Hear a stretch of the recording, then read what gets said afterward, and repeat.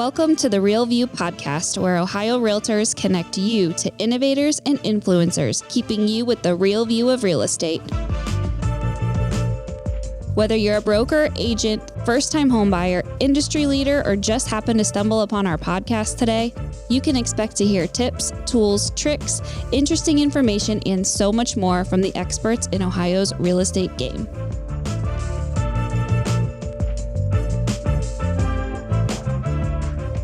Hello, everyone, and welcome back to the Real View Ohio Policy Talk. I'm your host, Anastasia, and I'm joined today by Andrew Huffman, our VP of Legislative Affairs here at Ohio Realtors. We are thrilled to have a returning guest on the show today, Ohio's Secretary of State, Frank LaRose. Secretary LaRose wears a lot of hats. He's Ohio's Chief Elections Officer and also leads the state business services and helps entrepreneurs launch and grow. Raised in Northeast Ohio, he now lives here in Central Ohio with his wife, Lauren, and their 3 daughters. Before public service, he served in the U.S. Army, and he's a proud Buckeye and Ohio State grad who's been a strong voice for transparency in government. Secretary LaRose, welcome back to the show. Well, thank you so much, and thanks for the work that you all do to represent thousands of Ohio's great realtors. It's always a pleasure to talk with you guys. Oh, absolutely. And I think this is probably the 3rd episode we've had with you. It's always a good time, but let's dive right in. There has been much discussion about foreign land purchases in Ohio, and much of the monitoring and tracking of these purchases fall to the Secretary of State's office. Are you able to share your office responsibilities with non-resident land registration and some of the requirements that are in current law? Well, first of all, realtors are no strangers to the complexities of state law, and obviously that's a big part of being a realtor, really helping your clients navigate some of that. Well, one of the peculiar things is that in state law, we call this alien land registration. So let's get that off the table right away. Like, this is not, we're not talking about little green men. In this case, aliens are anyone who is not from Ohio. And so non-resident alien land registration, this is something that's required by state law and was a change that was made not too long ago that requires that for foreign land owners that they have to report that. Now, I'm required to compile all of that and send it over to the Ohio General Assembly. And last time we compiled that list and sent it over, I was looking at it and I was thinking, like, there's got to be a vast amount of under-reporting here. In fact, kudos to particularly some of our energy developers in the state, like pipelines and oil and gas producers. They seem to be really on the ball as far as, if there was foreign ownership, reporting that. But for vast majorities of other sectors in Ohio, we just weren't seeing a high level of reporting. So, of course, we want to make sure to work with people so that they can be compliant with this state law. I think this is something that Ohioans care about. There's concern, particularly about, in some cases, hostile nations that aren't necessarily friends of the United States, buying up farmland and that kind of thing. So to be clear, this law applies to individuals who are not citizens of and do not live in the United States, which is, again, non-resident aliens. This also applies to corporations, companies, associations, partnerships, joint ventures, societies, joint stock companies, trusts, and estates. And these are all of those entities in which a non-resident alien acquires at least 10% of the stock or interest, or any number of non-resident aliens acquires at least 40% of the stock or interest. So again, in summary, if you're a corporation, a company, an association, a partnership, that long list, and if you have a non-resident alien who acquires at least 10% of the stock, or a group of non-resident aliens collectively acquire at least 40% of the stock, then you're required to report that land purchase. And again, you can see where this gets complex and why it's important for realtors, particularly those that are doing commercial deals, to be knowledgeable about this and really help your clients through this. Of course, these people or companies are required to register any purchase of real property or mineral rights, and this includes agricultural land. And really, that was one of the motivations behind this is agricultural land in particular. You can visit our website, ohiosos.gov/records, ohiosos.gov/records to register these purchases as is required here. And of course, to learn more. Now, here's the stick, right? Anyone who violates the provisions of the Non-Resident Alien Land Registration Act shall be fined not less than $5,000, nor more than any amount equal to 25% of the market value of the real property or mineral or mining rights. So there are financial consequences to not doing this right. And of course, our goal is to make sure that we can work with Ohioans to make sure that they are compliant with this. And I think that realtors are a great place to start. Well, and then Secretary LaRose, before we started the podcast, we were chatting. This is a law that I think we as a state need to do a better job promoting to our members. This isn't saying you can't buy this land. It's a registration, and for the purposes that you raised, concerns about foreign adversaries buying land. What role do you see realtors playing in this space? I know you mentioned commercial transactions, but this goes beyond just commercial transactions. And how can realtors help promote this to their clients? Yeah. So again, thinking of the experiences that I've had as a home buyer, I rely on that realtor to help me understand what the law is, what I need to do. Again, I'm not really focused on the finer points of what the law says. I just want to acquire this new home and move my family in, and I'm worried about packing boxes and that kind of thing. Again, the same situation would apply to a corporate transaction. The company's focused on acquiring that land so that they can continue their business operations. And so it's important for realtors to understand this so that they can be that value add to their clients. Of course, compliance at the point of sale is helpful. This is not something you want to find out about years after you've acquired this property. It should be just sort of part of the calculation that you're making. And you're right, Andrew, to mention that there are some states that have looked at just outright banning foreign purchases of certain lands within certain distances of military installations or critical infrastructure. The approach that Ohio took here was transparency, right? And let's get at what underlies that transparency. If a large enough number of Ohioans are concerned about this, then they may demand some further action at the local level or state level. But this is so that Ohioans can know. Like, for example, if, let's just say the Chinese, for example, are acquiring massive amounts of farmland surrounding, let's just say Wright-Patterson Air Force Base, that may be something that we should know about and maybe consider taking some action to address that. So again, this is all about transparency, and realtors are ideally positioned to help their clients understand that. Yeah, and we definitely always appreciate transparency and information. So it's really good to see how we can fit into that. And you mentioned farmland. I know that most recently there was a push to ban entities tied to foreign adversaries from purchasing ag land in Ohio. And this was a few years ago. Ohio passed the Save Our Farmland and Protect Our National Security Act. Very long title, but can you explain how this is different from the registry and how does it fall under your jurisdiction? Yeah, so it requires my office to consult a number of federal government lists and then to work to prohibit certain those federal government lists prohibit certain individuals from owning farmland. And this includes foreign adversaries, known terrorists, state sponsors of terrorism. And so again, it really relies on the federal government that maintains that list. Like, listen, if Al Qaeda is trying to buy a vast quantity of land in Ohio, we're going to want to know that so that can be prohibited, just as an example. So again, foreign adversaries as maintained by this federal list, terrorists and state sponsors of terrorism. Of course, you can learn more about this. You could do an entire CLE on this. If you're a lawyer, there's a lot to read. You can read about it at ohiosos.gov/public integrity. And we provide tools that can be used by authorities to investigate possible violations as well. Oh, and then, Mr. Secretary, you talked about other states banning the purchase of land by foreign adversaries. I like that you read off that list, because I always thought of it as instead of the do not fly list, it's more of a do not buy list. And we have seen about 25 states impose some sort of restrictions on foreign adversaries buying land. Ohio does have legislation pending right now that would take this farmland provision and expand it to residential properties as well. That's not your concern yet. That's still pending in the legislature, and I'm sure it'll undergo some changes. But that definition of foreign adversaries and who is prohibited is so vitally important. And I know it was when we were going through that process, we didn't want every Secretary of State to kind of come up with their own definition of who is a bad actor. And so I think that's why it was so restrictive in the statute.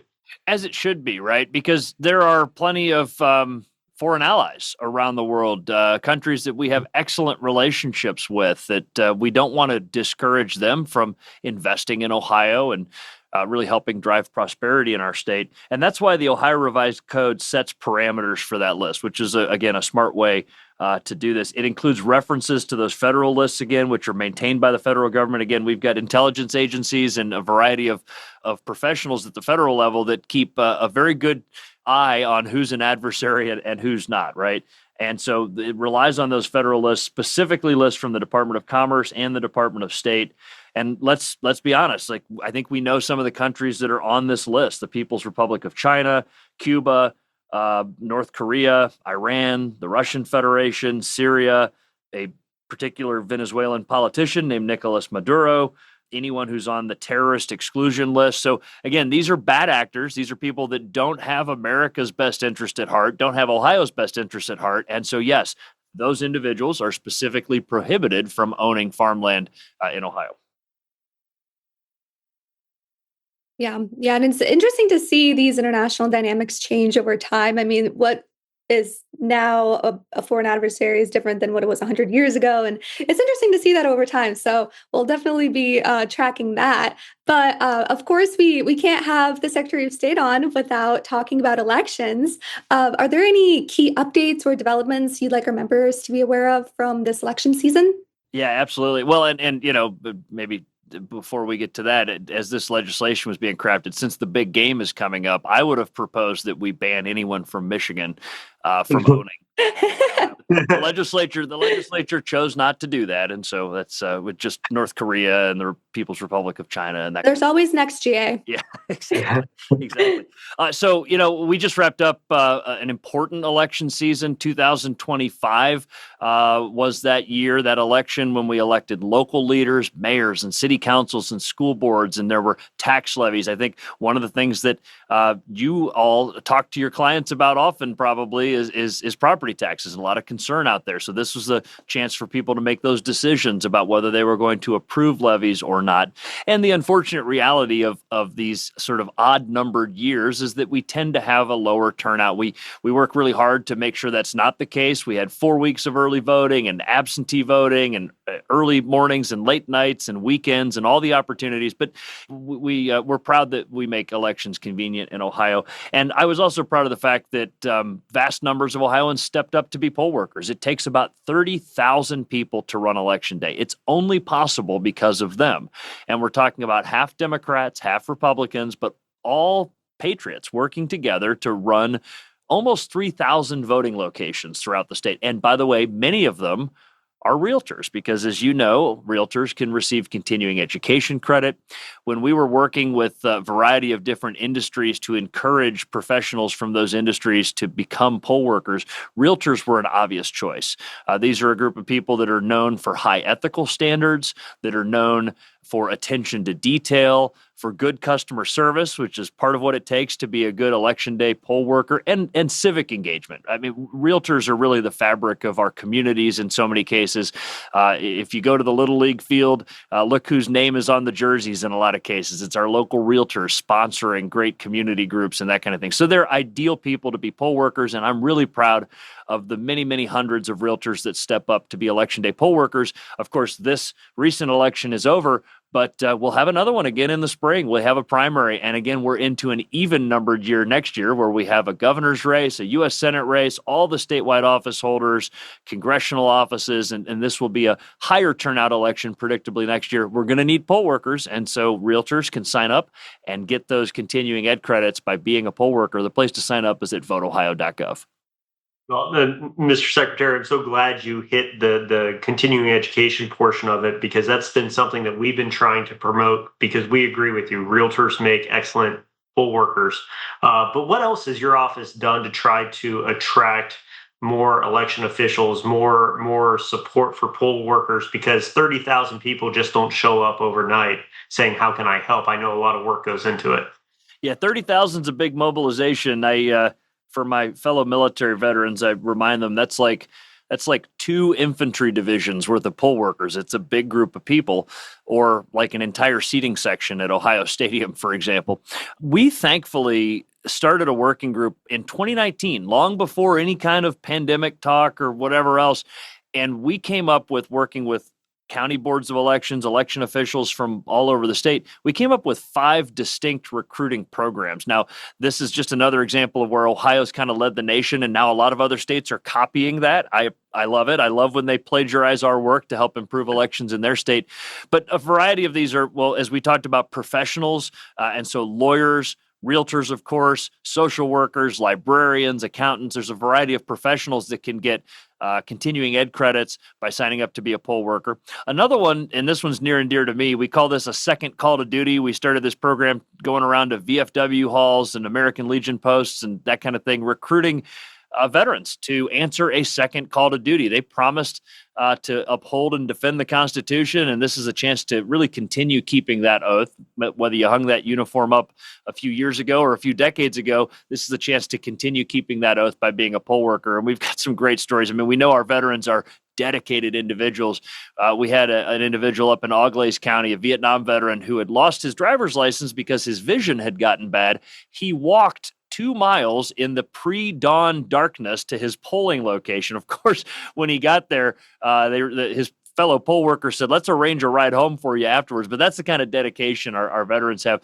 Another one that we're really proud of is called Youth at the Booth. 17-year-olds in Ohio can be poll workers. So a year before you're eligible to be a registered voter, you can be a poll worker. We want to encourage Ohio's high school students to do that as Youth at the Booth poll workers at 17. Another one is called Work a Day, Donate Your Pay. I think we've all seen the Little League team maybe running the concession stand at the pro game. Well, this is the same kind of thing. If your favorite nonprofit group, maybe your church group or garden club or Rotary Club, whatever your favorite nonprofit group is, if you get a bunch of members of that group to sign up to be poll workers, they're going to be paid like $150 or $200 a day for their poll worker salary. They can all commit to donating that to the nonprofit group. And you can raise several $1,000s by getting a group of your friends to sign up to be poll workers. And then the final one, and this is what we call Give a Day for Democracy. We've had Ohio companies, large and small, and nonprofits for that matter, and government entities that have given their employees a free day off. We call it civic time off, CTO. And it's kind of like when your company may give you a day to go build a Habitat for Humanity house or something like that. Well, giving employees a free day off to be a poll worker, it's called civic time off, is a great way to encourage that. We've had hundreds of Ohio companies that have signed up to do just that. Many of our realtors, of course, being small business owners themselves, they may have employees. And so consider allowing your employees to take an uncharged day off to be a poll worker in their community. And I think you'll find it a really rewarding experience. So we've had a lot of creativity that's gone into this, but here's been the net result. When other states have struggled to find enough poll workers, and in some cases had to close polling locations because they couldn't find enough poll workers, that's literally happened in other states. Ohio's had, in some cases, an overabundance, which is great. We require our boards of elections to recruit 115% of their allocation. So if it takes 1,000 poll workers to open your voting locations in your county, that's the bare minimum, then you actually need to recruit and train 1,150 so that you've got that reserve force, because you need to be able to call in the reservists if somebody cancels or has a flat tire, or kids get sick, or whatever happens on election day. So we're really proud of this. And again, it's those 30,000 Ohioans that deliver election day. And so when you go to vote, of course, you got to bring your ID. But I also remind people, bring a smile. Bring a smile to thank these poll workers because they're doing great work for your community. Well, that's incredible. I actually didn't know some of these incentives, like the nonprofit donation thing. That is such a great idea. And yeah, no wonder we have such an overabundance of poll workers. I mean, we have all these really, really great incentives. So thank you for that. That's awesome. And across the age spectrum, I think there's a stereotype, and in some cases this is true, that there are a lot of older poll workers, and we've got some great senior Ohioans that are poll workers, and we love them, and they bring great experience. But we're also seeing an influx of young Ohioans, and it creates this really fun sort of intergenerational exchange. You'll walk into a lot of polling locations, voting locations now, and there'll be 17-year-olds and 18-year-olds and college students, and then senior citizens as well. And it's kind of the two ends of the age spectrum. And you know what? I think it gives them a chance to maybe get to know each other a little bit and maybe break down some of those intergenerational barriers that sometimes exist. So that's a good thing too. Yeah, that's great. That sounds like a blast. I love it. Well, Secretary LaRose, thank you so much for taking the time to chat with us today about all of these very, very important issues. We really appreciate everything you and your team are doing. So thank you so much for being here today and for being on the show. It's an honor to do it. All the information you need is at voteohio.gov to be an informed voter in Ohio. For general information about our business services, including alien land registration, you go to ohiosos.gov. And then, of course, I'm on all the socials, just at Frank LaRose, and happy to engage in the conversation there as well. Yes, and I'll be sure to drop all of that info in the show notes for everyone listening. So to our listeners, thanks for tuning into this episode, and we will see you next time. Thank you for listening to The Real View. That wraps up today's episode. You can keep up with the latest on the podcast at ohiorealtors.org/therealview and on Apple or Google Podcasts, Spotify, or wherever you listen. Have questions, comments, or suggestions? We want to hear from you. Email us at podcast@ohiorealtors.org. We'll see you next time.